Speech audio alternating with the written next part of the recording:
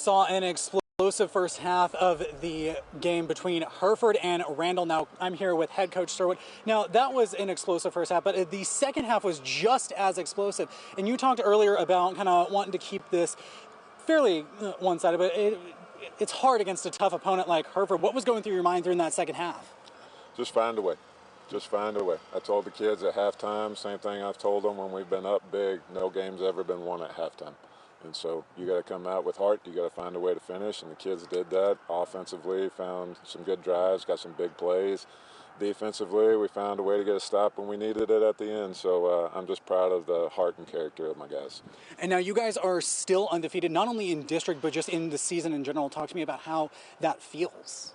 I mean, it's I don't get too up or down on that aspect of it. I keep it pretty even keel, and that's the way it should be. But proud of our guys. Proud of the way they fought. They guys stepped up. They were ready to go when their number was called.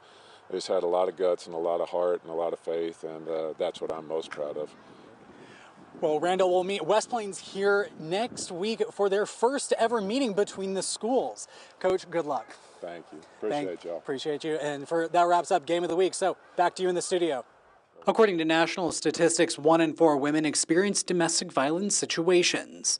It's a stat Jessica Bradfield knows all too well. I feel like I have been given my purpose. I am living out my purpose as we speak.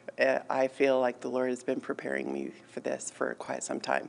But finding your way out of a domestic violence situation can be incredibly difficult and dangerous.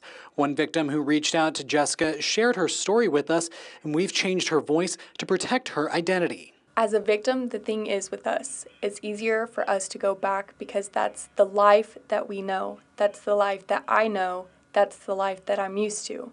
Stepping out of that is a big change, and that's kind of hard. Bradfield says she hopes to expand the ministry by creating a tiny house village where women can go to escape their abusers. It will allow each woman with her own family and their pets to be able to find safety, respite, and solace, all in one place. They don't have to share a space.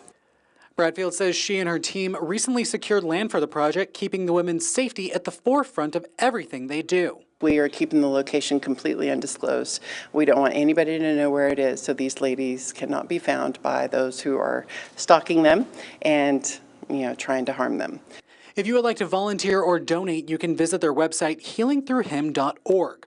And if you or someone you know is experiencing a domestic violence situation, you can call 806-231-1087 or 800-799-7233. In Amarillo, I'm Dalton Williams, ABC 7 News. Early March, the Amarillo area transgender advocacy group received a notice that their permit to hold their Trans Visibility Day celebration at Paul Lindsay Park was denied. The group had previously held that same event at the park for the last 2 years, but the city denied this year, claiming that lewd behavior occurred during last year's event.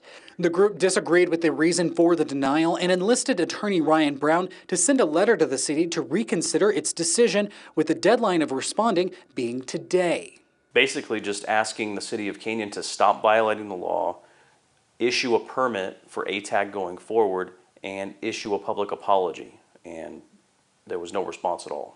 Brown says now the next step is actually filing a lawsuit in the coming weeks. We always are open to trying to avoid litigation, but we are, because there's been no response at all, and because there's been other meetings that have been shut down to try to resolve this, we're preparing to file a lawsuit. He says it's the best way for the city to make up what the denial of their event cost the advocacy group. Seeking monetary damages for expenses, lost fundraising revenue, and dignitary harms, because basically ATAG was accused of committing crimes here, which there's no evidence of. I did reach out to the City of Canyon for comment. They directed me to the city attorney, but I have not received a response yet. In Canyon, I'm Dalton Williams, ABC 7 News. Just before 12:30 Thursday afternoon, the Guyon Saunders Resource Center received word from their clients and staff that a powerful repellent spray had been used by a member of City Church on a group of homeless individuals who were seeking shade from the intense heat. In surveillance video given to ABC 7 News, you can see at the top of your screen a man walking the perimeter, and shortly after, you see people leaving the area, one man bending over, looking like he's vomiting from the spray used. The executive director of the Resource Center says this method could have been very dangerous for the people targeted. It's sad. It really is sad that knowing now what I know happened, knowing that a Christian organization would do something like that to people that need help, essentially. Senior pastor for City Church, Donnie Lane, says prior to the incident, homeless individuals were crawling over the fence and throwing rocks, and they needed to take action to protect the children who come to the church. What we thought we would try, and what has worked over the past couple of weeks, is inside of our park we would use a pepper spray that we fog on the inside of our park. It kind of stays and hangs around in the trees and on the fence, and it stinks, and people don't want to pitch a tent there or hang out there. Lane adds this is an issue they've been dealing with for some time now.